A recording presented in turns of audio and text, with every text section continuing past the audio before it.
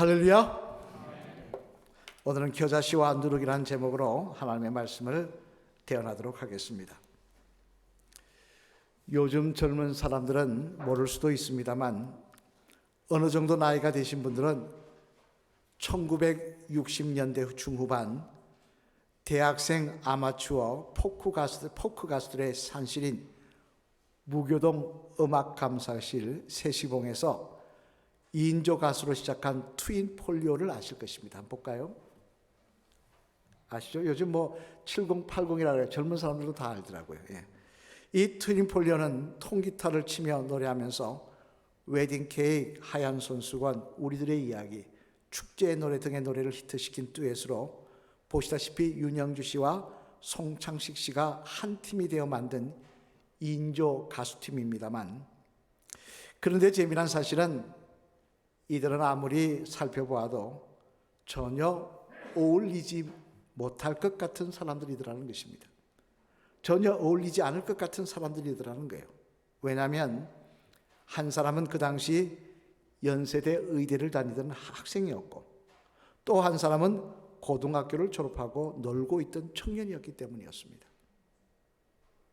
또 생긴 것만 보아도 윤영주 씨는 아주 깔끔하게 생긴 반면 송창식 씨는 그냥 수도분하게 생겼을 뿐만 아니라 거기다 목소리만 하더라도 윤영주 씨는 아주 미성으로 가요를 부르기에 좋은 목소리고, 반대로 송창식 씨는 고등학교에서 성악을 전공해서 발성이 된 목소리였기 때문에 가요를 부르는 목소리하고 성악을 하는 목소리하고는 전혀 어울릴 것 같지 않더라는 것입니다. 하지만 그런 그들이 서로 어울려 노래를 부를 때는 너무도 아름다운 화음을 만들어내어서 저도 그 두 사람의 노래를 들으면서 참 아름답다 하는 생각을 한 적이 있으며, 또 개인적으로도 어울리지 않을 것 사람들이 또 어울릴 것 같지 않은 목소리들이 이렇게 참 묘하게 어우러진다 하는 생각을 해본 적이 있습니다만, 그러면 왜 이 말씀을 먼저 드리냐 하니, 오늘 본문 말씀에도 보면 전혀 어울릴 것 같지 않은 두 가지 사물을 가지고 예수님께서 비유를 들어 말씀을 하고 계시기 때문에 그렇습니다. 오늘 본문 19절 말씀, 우리 앞을 보시며 같이 한번 읽어보실까요? 시작. 마치 사람이 자기 채소밭에 갖다 심은 겨자씨 한 알 같으니 자라 나무가 되어 공중의 새들이 그 가지에 깃들였느니라. 아멘. 또 오늘 보면 21절 말씀도 같이 한번 읽어보시겠습니다. 시작. 마치 여자가 가루 서말 속에 갖다 넣어 전부 부풀게 한 누룩과 같으니라 하셨더라. 아멘. 무슨 말씀입니까? 이는 예수님께서 하나님의 나라에 대해서 제자들에게 말씀하신 그런 내용의 말씀입니다만, 여기에 보면 예수님께서 하나님의 나라에 대해서 겨자씨와 누룩을 가지고 말씀을 하시더라는 거예요. 그러면 여러분, 겨자씨가 뭡니까? 이는 말 그대로 겨자나무의 씨앗입니다. 그죠? 그럼 누룩은 무엇입니까? 누룩은 술을 만드는 효소를 갖는 곰팡이를 공유에다가 쌀, 보리 같은 공유에다가 번식시킨 것입니다. 그렇다면 그런 겨자씨와 누룩이 무슨 연관이 있겠습니까? 겨자 씨앗에서였고 누룩을 넣어서 술을 만든다면 몰라도 겨자씨로 술을 만드는 법은 없습니다. 그러니 이 둘은 따로따로지 아무런 연관이 없는 물질들이더라는 거예요. 그런데도 예수님께서는 이 둘을 빗대어 하나님의 나라, 즉 이 땅에 복음이 전파되므로 하나님의 통치가 이루어지는 하나님의 나라에 대해서 설명을 하시더라는 거예요. 따라서 이는 다시 말해 이 둘이 가지고 있는 특성이 이 땅에 임할 하나님의 나라의 특성과 아주 비슷하다라는 것을 말씀하고 있는 것입니다만, 그러면 여러분, 예수님께서 겨자씨와 누룩을 통하여 우리들에게 말씀하시고자 하신 하나님의 나라의 특징은 무엇일까요? 바라기로는 이 말씀을 통하여 저와 여러분들도 하나님의 나라가 확장되며 하나님의 역사가 일어나는 일에 겨자씨와 누룩처럼 쓰임받을 수 있는 귀한 주의 성도들 되시기를 주님의 이름으로 간절히 축원을 드립니다.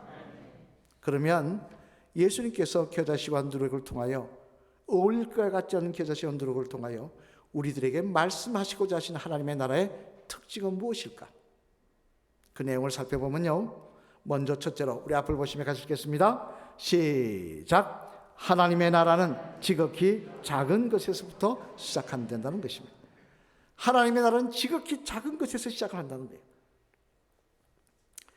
오늘 보면 18절로 19절 말씀, 우리 다시 한번 앞을 보시며 같이 읽어보시겠습니다.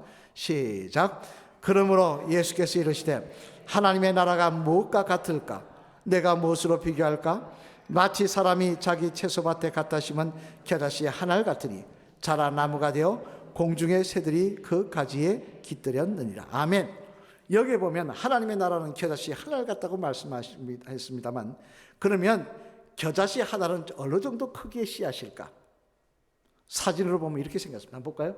이게 겨자씨 하나입니다. 저 밑에 보이는 건 우리 손가락입니다. 1cm도 아니고 1mm 정도입니다. 얼마나 작습니까? 또 누룩만 하더라도, 누룩도 한번 볼까요? 이 누룩입니다. 공유에다가 곰팡이 번식시킨 거예요. 이 누룩만 하더라도 곰팡이를 번식시킨 것이니 뭐 쌀 하나 뭐 보리 하나를 들어봐야 얼마나 크겠습니까? 그런데 그렇게 작은 겨자씨 한 알이 어떻게 된다고 하십니까? 오늘 본문에 보면은 자라 나무가 되어라고 말씀하십니다. 크게 아름답게 자라. 우리 한번 볼까요? 나무가 이게 겨자나무입니다. 그 손가락만한 조그마한 진짜 손톱 위에 얹어 놓을 것 같은 그 씨앗이 자라서 3m가 넘는 이 큰 나무로 자라더라는 것입니다. 따라서 하나님의 나라가 겨자씨와 누룩과 같다는 말씀 무슨 말씀입니까? 하나님의 나라는 지극히 작은 것에서 시작하여 크게 자라난다는 것입니다. 오래전에 사설을 읽다가 그 내용에 대해서 제가 마음속으로 동일하며 끄떡끄떡한 적이 있는데요. 그게 뭐냐면, 우리나라 사람들은 조그마한 나라에 태어나서 그런지 몰라도 유달리 큰 것을 좋아한다는 것입니다. 그래서 우리나라 이름도 원래 우리나라 이름이 뭡니까? 한국입니다. 근데 우리는 한국이라 하지 않고 뭐라고 합니까? 대한민국 그러죠. 대자를 붙여요. 그죠? 그리고 아무리 작은 도로도 소로라고 그러지 않습니다. 절대 여러분 우리나라 도로 중에 무슨 소로 이렇게 붙인 도로 보셨습니까? 없습니다. 외국의 길에 비하면 그 보기가, 그 크기가 그렇게 보잘것없고 넓은 길도 아닌데 꼭 뭐라고 이러느냐? 양재로 하지 않고 뭐라 합니까? 양재대로, 강남대로, 김포대로 이렇게 하더라고요. 또 다리만 하더라도 뭐 샌프란시스코 다리에 비해서 우리나라 다리가 얼마나 작습니까? 그런데 뭐라 그럽니까? 일산대교, 김포대교. 심지어 시골에 한번 놀러 갔다가요, 저는 한 5, 6m도 안 되는 다리인데 거기다 대교 붙여놓은 거 봤습니다. 하나만 더 살펴보면요, 사람들이 마시는 술에도요, 연세 많으신 분들 옛날에 술 한잔 하러 가시면 뭐라 그러셨습니까? 술 한 잔 마시러 가는 거예요. 소포 한 잔 하시러 가신다 그러십니까? 뭐라 하십니까? 대포 한 잔 하죠. 술 한 잔에도 대자를 붙여요. 그러다 보니 너나 할 것 없이 우리나라 사람들은요, 작은 것에 대해서 비하시킵니다. 자꾸만 작은 것은 감추려고 합니다. 심지어 작은 것은 무시하려고 합니다. 그것이 우리의 특성이라고 지적해 놓은 것을 읽은 적이 있습니다만, 그러나 이 땅에 임하는 하나님의 나라와 하나님의 역사는 그렇지가 않다는 것입니다. 이는 당장 마가복음 5장 말씀에 나오는 예수님께서 거라사 지방을 방문한 내용을 봐도 그런데요, 마가복음 4장 5장 말씀에 보면요, 예수님께서 제자들에게 갑자기 동요하셔서 한밤중에 갈릴리 바다를 건너가게 하십니다. 폭풍이는 갈릴리 바다를 건너가게 하실 때 제자들은 생각했을 거예요. 뭔가 대단한 일이 기다리고 있을 것이다. 뭔가 큰 일이 있을 것이다. 그러니 밤에 잠도 못 자게 하고 우리를 통해서 이 폭풍이는 바다를 건너서 저 바다 건너까지, 갈릴리 바다 건너까지 가자고 하시는 것이지. 그런데 막상 건너가서 예수님이 하신 일은 무엇이었습니까? 우리 한번 마가복음 5장 15절로 17절 말씀 앞을 보시며 같이 한번 읽어보시겠습니다. 시작. 예수께 이르러 그 귀신 들렸던 자, 곧 군대 귀신 집혔던 자가 옷을 입고 정신이 온전하여 앉은 것을 보고 두려워하더라. 이에 귀신 들렸던 자가 당한 것과 대지의 일을 본 자들이 그들에게 알리며 그들이 예수께 그 지방에서 떠나시기를 강구하더라. 아멘. 무슨 일을 하셨다는 겁니까? 그렇게 힘들게 바다를 밤에 건너오셔가지고 하신 일은 귀신 들린 사람 한 사람 구원해 주신 것밖에 없다는 겁니다. 귀신 들린 사람 한 사람 치유해 주시고 그를 예수님 믿게 하신 것밖에 없다는 거예요. 그리고 쫓겨서 다시 그 바다를 건너가시더라는 것입니다. 이게 뭡니까? 이거 하려고 이렇게 고생해서 왔나? 아니 달랑 한 사람 하려고 왔나? 그런데 어떻게 보면 너무 미약하고 실패한 것 같은 이 작은 사역이지만 뒤에 어떤 결과를 낳았다고 성경은 말씀하고 있습니까? 우리 마태복음 4장 25절 말씀 한번 같이 읽어보시겠습니다. 시작. 갈릴리와 데가볼리와 예루살렘과 유다와 요단강 건너편에서 수많은 무리가 따릅니다. 아멘. 여기 보면 데가볼리라는 지역이 나오는데 데가볼리가 그냥 그라사 지방에 속한 지역입니다. 귀신 들린 사람 한 사람 치유해줬다고 쫓아냈던 그들이 예수님이 뒤에 그 도시를 다시 방문했을 때 수많은 사람들이 예수님 앞에 나와서 말씀을 듣고 사모하며 따라다니더라는 것입니다. 누구 때문에? 귀신 들린 한 사람 때문에. 낯선 그 한 사람 때문에 이 역사가 일어나더라는 거예요. 이는 또한 로마의 복음이 전파되어서 온 나라에 전파된 일도 마찬가지입니다. 사도행전 마지막 장 28절 말씀에 보면요, 하나님께서 사도 바울에게 명하십니다. 너는 로마에 가서 복음을 전하라. 하지만 여러분, 로마가 얼마나 큰 나라입니까? 우리나라도 작은 나라가 아닌데 로마는 큰 제국입니다. 그런 제국에 수많은 제자들을 보내서 복음 전해도 될까 말까인데 사도 바울 한 사람 보내서 무슨 의미가 있겠습니까? 더구나 가서 감옥에 갇혀 있는데 무슨 하나님의 나라가 확장이 되겠습니까? 그러나 바울은 뒤에 이렇게 고백합니다. 빌립보서 1장 12절 말씀에 우리 한번 같이 읽어보시겠습니다. 같이 읽겠습니다. 시작. 형제들아, 나의 당한 일이 도리어 복음의 진보가 된 줄을 너희가 알기를 원하노라. 바울도 그렇게 생각했더니 내가 가서 무슨 큰일이 될 수 있을까? 그런데 비록 작은 자기 한 사람이었지만 나 한 사람을 통하여 하나님께서 로마의 복음이 전파되게 하고 로마가 변화되는 역사를 일으키시더라는 것입니다. 여러분, 이런 일은 비단 전도만을 이야기하는 거 아닙니다. 미국 역사에 보면요, 이런 일도 있었다고 합니다. 과거 미국이 발견된 후 신대륙의 꿈을 안고 아메리카 드림을 안고 많은 사람들이 미국을 방문했어요. 미국으로 이주해 왔습니다. 그 중에 잔 목사님이라고 하는 젊은 청교도 목사님이 영국에서 배를 타고 미국으로 건너왔습니다. 자기도 이 미국에서 새로운 꿈을 꾸기 위해서 건너왔습니다. 젊은 나이. 1637년 미국 땅을 처음으로 밟았다고 하는데요. 그런데 불과 1년도 지나지 못해서 1638년에 폐결핵 진단을 받습니다. 지금이야 뭐 폐결핵 약 몇 개 먹으면 괜찮다 하지만 그 당시는 폐결핵하면 죽는 병입니다. 우리도 옛날에 1960년대 50년대 폐결핵 걸리면 죽었지 않습니까? 점점 자신이 죽어가는 걸 알고 있습니다. 몸이 시들어가는 걸 알고 있습니다. 그러다가 내 재산을 어떻게 할까 싶어서 헤아려 보니까 돈은 가진 게 별로 없고요. 책이 300권 있더라는 거예요. 이 책을 어떻게 할까 생각하다가 자기가 지금 있는 이 도시에 새롭게 시작하는 대학인 뉴타운 칼리지라는 대학이 있었는데 이 대학에다 기증을 하자고 기증을 합니다. 그러면서 하나의 편지를 첨부했는데요. 그 내용은 이런 것이었습니다. 나는 이 땅에 꿈을 안고 찾아왔습니다. 나는 좀 더 신학을 공부하고 싶었고 좀 더 법률도 공부하고 싶었고 또 과학도 공부하고 싶었습니다. 훌륭한 신학자, 훌륭한 법률가, 훌륭한 과학자가 되는 것이 나의 꿈이었습니다. 그러나 주님께서는 나를 부르시는 것 같습니다. 자기 생명이 이제 얼마 남지 않았다는 거예요. 내가 이 땅에서 다하지 못한 꿈, 이것을 나의 후학들을 통하여, 나의 후배들을 통하여 이루어질 것을 기대합니다. 내가 학교에 제공하는 이 책을 통하여 나는 훌륭한 신학자, 훌륭한 법학자, 훌륭한 과학자들이 이 대학에 길러져서 이 땅을 풍성하게 하고 인류에 기여하는 위대한 거인들로 나타나기를 소망합니다. 그러고는 책을 기증했다는 거예요. 그 편지를 받고 책 300권을 받은 이사들은, 그 학교 이사들은 감동을 했어요.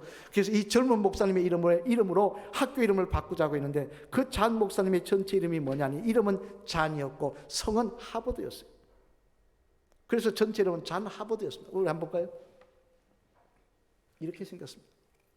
하버드 대학에 가면 이 동상이 있다고 합니다.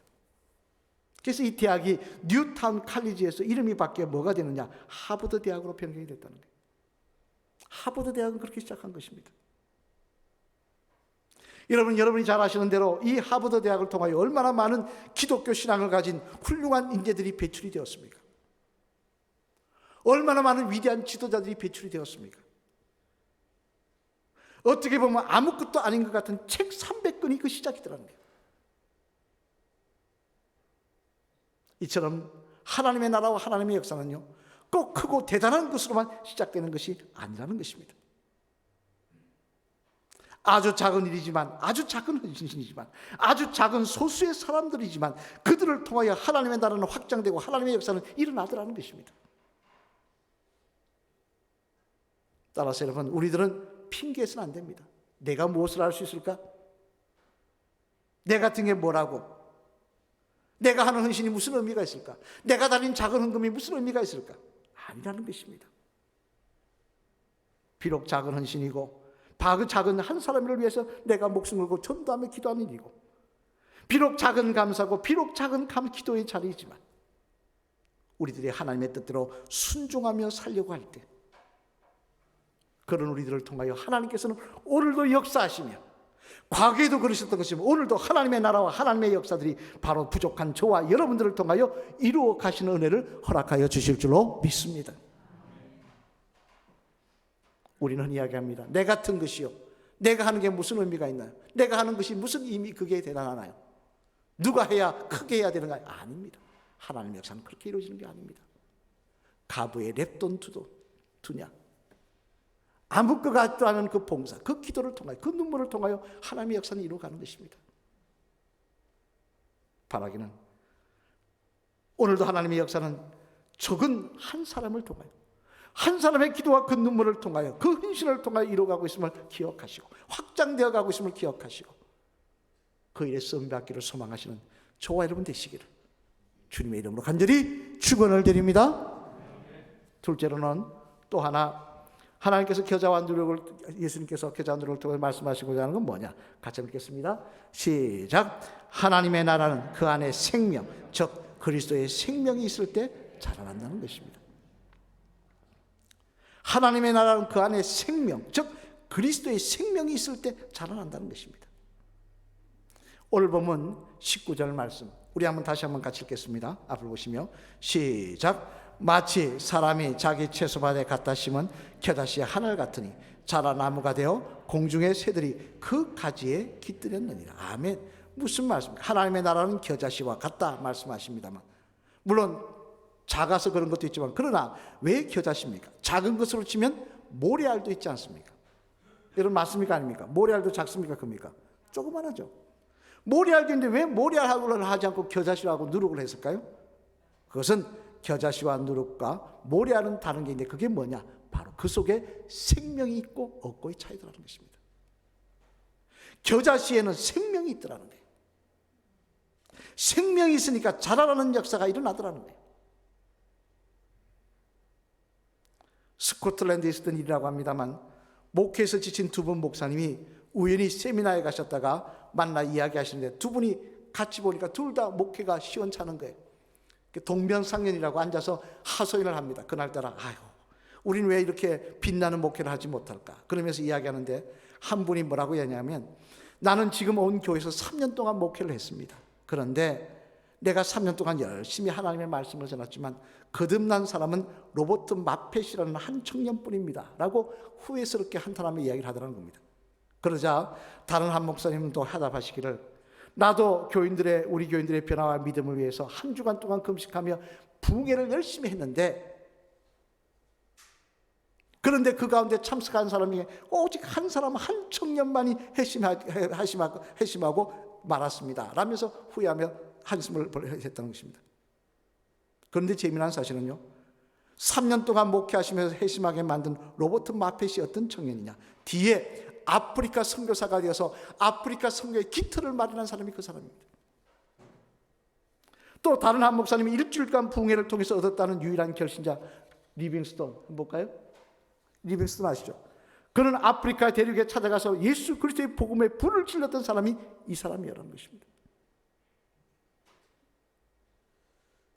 한 사람 한 사람밖에, 겨우 두 사람밖에 회심한 사람이 없었다 그랬는데 이 두 사람이 아프리카에 복음이 전파되는데 큰 역할을 감당하는 인물이 되더라는 것입니다만, 그러면 그들이 그렇게 된 이유는 무엇입니까?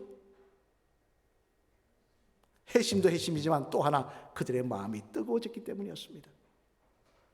성령의 임재를 통하여 그리스도의 생명이 그들 마음속에 충만하였기 때문에 그렇다는 것입니다.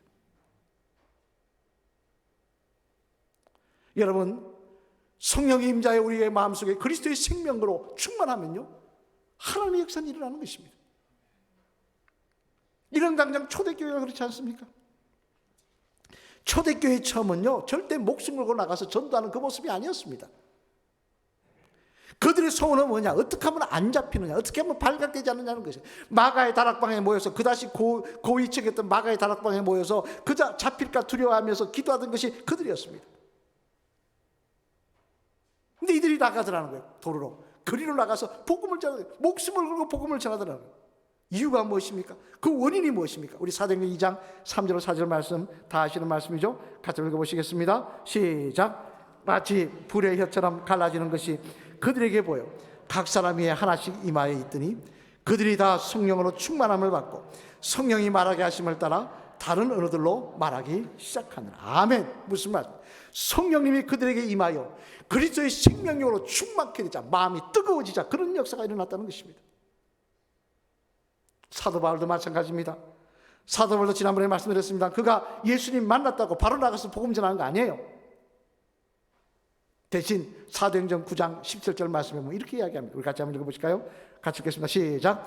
아나니아가 떠나 그 집에 들어가서 그에게 안수하 이르되 형제 사울아, 주곧 내가 오던 길에서 나타나시던 예수께서 나를 보내어 너로 다시 보게 하시고 성령으로 충만하게 하신다 하니. 아멘. 무슨 말입니까?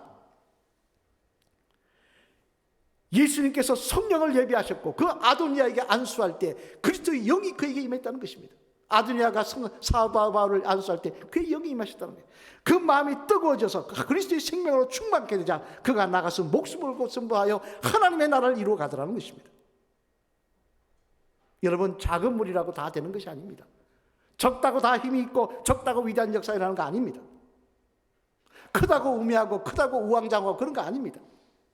아무리 작은 물이라도 그 속에 생명이 있으면, 그 속에 그리스도의 생명이 있으면 역사가 일어나는 것입니다. 성령이 우리 안에 임하여 그리스도의 영이 우리 안에 임하여 그리스도의 생명으로 뜨겁게 되면 오늘도 저와 여러분을 통하여 하나님의 나라는, 하나님의 역사는 이곳에 임하게 될 줄로 믿습니다. 사랑하는 성도 여러분, 한 시인은 그의 시에서 이런 말을 했습니다. 씨앗을 손에 들고 새 소리를 들을 줄 알아야 한다. 무슨 이야기입니까? 씨앗을 손에 들고 새 소리를 들을 줄 알아야 된다. 그런 꿈을 꿔야 된다는 얘기인데, 그건 뭐냐? 씨앗이 심겨져서, 비록 지금은 씨앗이지만 이 씨앗이 심겨졌을 때 자라 나무가 될 것이고 그 나무에 새들이 찾아 노래를 부를 것인데, 지금은 비록 씨앗이지만 그런 미래가 올 것이라고 꿈을 꿀 줄 알아야 된다는 것입니다. 그런 소망을 가질 줄 알아야 된다는 것입니다. 여러분, 이와 마찬가지로 우리 성도들도 꿈을 꿀 줄 알아야 합니다. 어떤 꿈을 꿔야 합니까? 여러분은 어떤 꿈을 꾸십니까? 그저 내 자식 잘 되고 내가 성공하고 그 꿈 꾸십니까? 그런 세속적인 꿈이 아니라 하나님의 나라가 확장되는 꿈을 꾸시길 바랍니다. 하나님의 역사가 이곳에 임하기를 기뻐하시는 꿈을 꾸시길 바랍니다. 하나님이 영광 받으실 일들이 나를 통하여 이곳에 일어나기를 소망하시는 꿈을 꾸시길 바랍니다. 내가 하나님 앞에 갔을 때 자랑거리가 많은 인생이 되기를 소망하시는 꿈을 꾸시길 바랍니다. 비록 작고 부족한, 연을 부족하고 연약한 우리들이지만 우리의 믿음과 헌신을 통하여, 우리의 기도를 통하여, 우리의 전도를 통하여 하나님의 나라가 확장되면, 이를 위하여 우리가 우리 속에 하나님의 영인, 그리스도의 영인 성령 충만을 사모하여 그리스도의 생명이 풍성하게 되는 역사를 사모하는 모습이 있어야 될 것입니다. 그래야 할 때 우리를 통하여 하나님의 나라가 확장되며 하나님의 역사가 이곳에 일어나는 은혜를 우리가 경험하게 될 줄로 믿습니다. 여러분, 성도는 꿈꾸는 자입니다. 내 꿈이 아니라 하나님의 꿈을 꾸는 자입니다. 하나님이 기뻐하시는 꿈을 꾸는 자입니다. 우리 마지막으로 한번 따라 하실까요? 집사님, 비록 작은 한 사람이지만 집사님을 통하여 하나님은 하나님의 나라가 확장되기를 원하십니다. 이를 위해 성령의 임재를 통하여 그리스도의 생명이 충만하시기를 사모하시는 집사님 되시길 바랍니다. 할렐루야. 아멘. 오늘 본문 18절로 19절 말씀 우리 다시 한번 읽어보실까요? 같이 읽겠습니다. 시작. 그러므로 예수께서 이르시되 하나님의 나라가 무엇과 같을까? 내가 무엇으로 비교할까? 마치 사람이 자기 채소밭에 갖다 심은 겨자씨 하나를 같으니 자란 나무가 되어 공중의 새들이 그 가지에 깃들였느니라. 아멘. 하나님의 나라는 크고 대단한 것이 아니라는 것입니다. 지극히 작은 것에서 시작되고, 그러나 그곳에 그리스도의 생명이 있을 때 그것은 자라서 엄청난 역사를 이룬다는 것입니다. 여러분, 우리가 남은 인생이 얼마나 되는지 한번 계수해 보셨습니까? 내가 얼마나 더 살아갈 수 있을까? 그 인생 어떻게 사시려고 생각하십니까? 그저 의미 없이 살다가 세속적인 꿈만 꾸고 살다가 그렇게 하나님 앞에 가시려고 하십니까? 하나님의 나라가 확장되며 하나님이 기뻐하시는 일들이 일어나며 하나님이 소망하시는 일들이 나를 통하여 이루어지는 그 꿈을 꾸시면 얼마나 멋지겠습니까? 하나님, 비록 작은 죄이지만 성령 충만케 하셔서 그리스도의 생명으로 뜨겁게 하여 주셔서 나를 통하여 하나님 기뻐하시는 일들이 이곳에 일어나게 하여 주시옵소서. 이 꿈을 꾸시는 저와 여러분 되시기를 주님의 이름으로 간절히 축원을 드립니다.